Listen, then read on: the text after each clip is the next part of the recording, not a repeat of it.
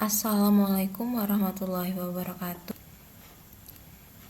Oke, kembali di pertemuan ke-6 bersama Ibu pada materi peranan koperasi dalam perekonomian di Indonesia.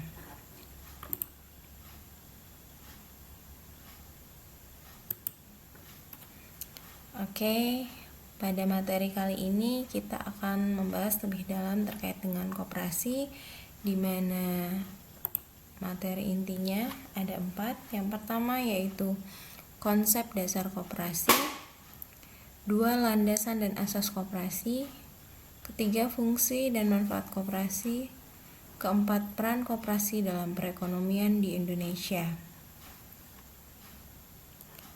Oke, baik, langsung kita mulai. Yang pertama, kita mulai dari sejarah koperasi di Indonesia. Bisa dilihat ya, di situ mulai dari tahun 1895, di mana ide perkoperasian diperkenalkan pertama kali oleh Patih di Purwokerto, Jawa Tengah, ya, yaitu dengan mendirikan bank simpan pinjam. Lalu dilanjutkan tahun 1920, di mana Dr. John Boykes sebagai advisor for Fox itu diberi tugas untuk menyelidiki apakah koperasi benar bermanfaat di Indonesia. Selanjutnya pada tahun 1965 pemerintah mengeluarkan Undang-Undang Nomor 14 di mana prinsip Nasakom diterapkan di koperasi. Tahun ini juga koperasi kedua di Jakarta. Sejarah singkat gerakan koperasi bermula pada abad ke-20 yang tumbuh dari kalangan rakyat ketika penderitaan dalam lapangan ekonomi dan sosial yang ditimbulkan oleh sistem kapitalisme yang semakin memuncak. Di Indonesia sendiri, orang yang paling berjasa dalam mengenalkan koperasi yaitu Bapak Muhammad Hatta yang kita kenal sebagai Bapak Koperasi Indonesia. Oke, kita lanjutkan ya. Selanjutnya yaitu pengertian koperasi menurut dari beberapa ahli. Yang pertama mulai Dr. Fay, R.M. Margono, Joyo Hadikusumo, serta Profesor R.S. Suryatmaja.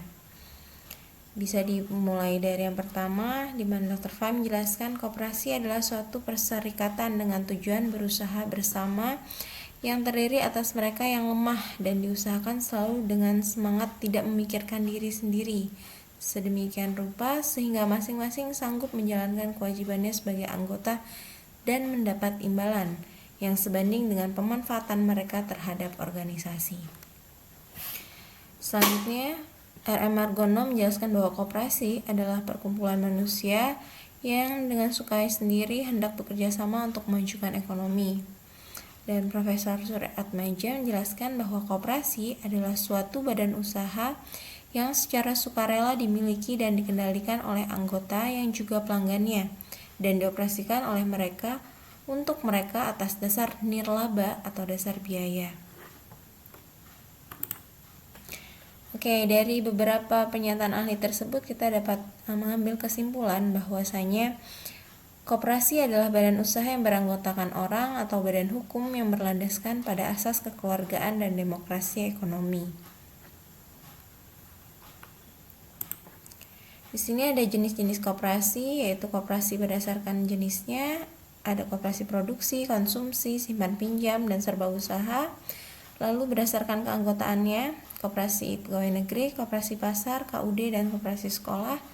Berdasarkan tingkatannya, primer, sekunder, dan terakhir koperasi berdasarkan fungsinya. Selanjutnya yaitu landasan koperasi. Ada 3 landasan utama. Yang pertama landasan ideal. Landasan ideal koperasi Indonesia adalah Pancasila.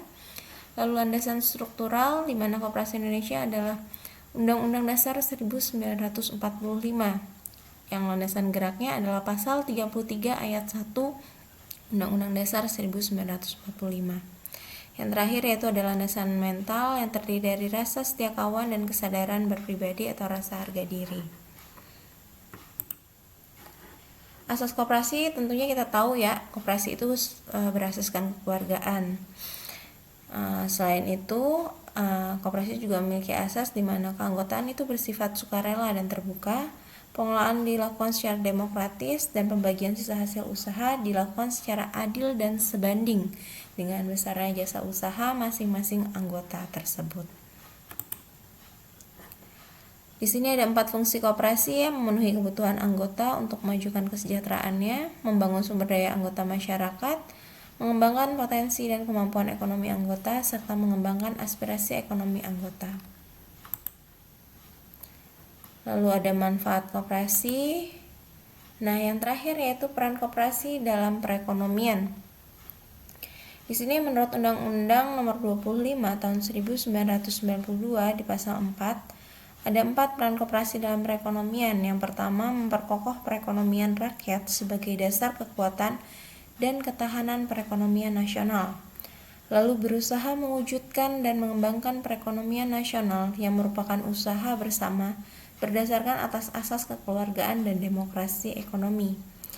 Yang ketiga, berperan serta secara aktif dalam upaya meningkatkan kualitas kehidupan masyarakat. Dan yang terakhir, membangun dan mengembangkan potensi dan kemampuan ekonomi anggota dan masyarakat umum untuk meningkatkan kesejahteraan ekonomi dan sosialnya. Oke, cukup sekian materi terkait dengan koperasi dalam perekonomian di Indonesia. Semoga bermanfaat dan sampai jumpa di forum diskusi e-learning. Terima kasih.